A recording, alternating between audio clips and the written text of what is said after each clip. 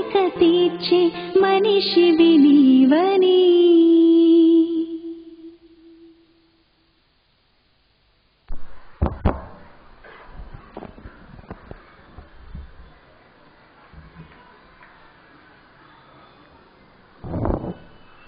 ఆదికాండం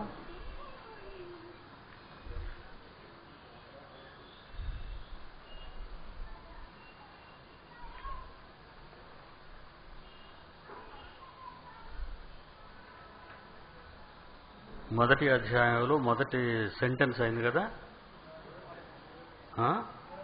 3వ అధ్యాయంలో మొదటి సెంటెన్స్ అయింది.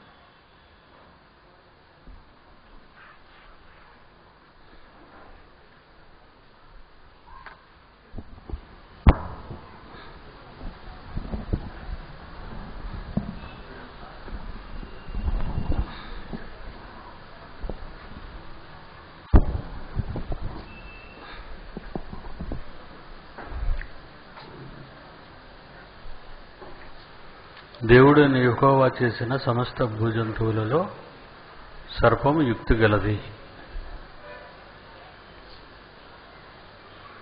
అది ఆ స్త్రీని చూచి, ఇది నిజమా? ఈ తోట చెట్లలో దేని ఫలములనైనను మీరు తినకూడదని దేవుడు చెప్పానా అని అడిగాను.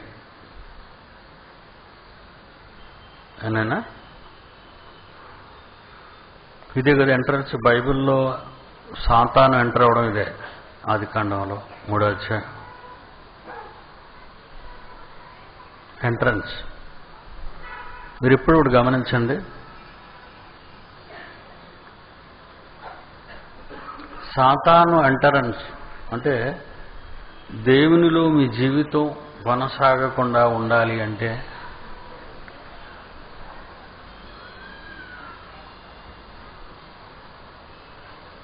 సాతాను వాడుకున్న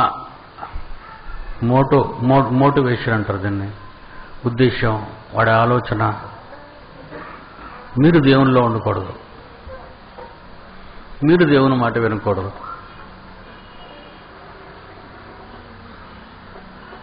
ఇది భర్త వలన కానీ, భార్య వలన కానీ, పిల్లల వలన కానీ,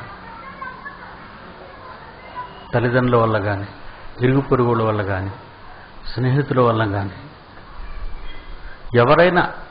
ఎవరి నోట మిమ్మును దేవునికి ఉపయోగపడకుండా